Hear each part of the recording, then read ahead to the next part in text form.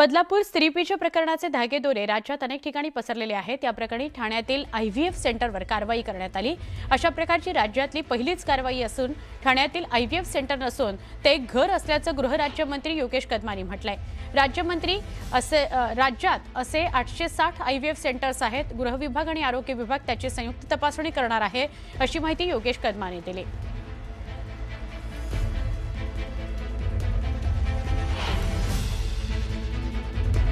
मध्ये कारवाई झाली ते कुठलेही सब सेंटर नव्हतं, ते एका घरामध्ये छापा आपण केलेला आणि तो पोलिसांच्या इंटेलिजन्स मार्फत जी काही माहिती प्राप्त झाली होती त्या माहितीच्या आधारे तो छापा आपण टाकला होता।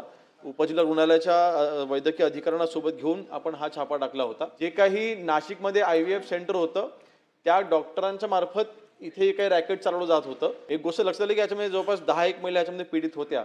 काही पोर्टल रजिस्ट्रेशनसाठी वापरलं जाते, त्याच पोर्टलवरती ह्या महिलांचं रजिस्ट्रेशन करत असताना त्यांनी आधार कार्ड लिंक करून आपण ते रजिस्ट्रेशन आपण ते कंपल्सरी आपण करू आणि आधार कार्ड लिंक झाले की मग त्यांना डुप्लिकेशन करता येणार नाही।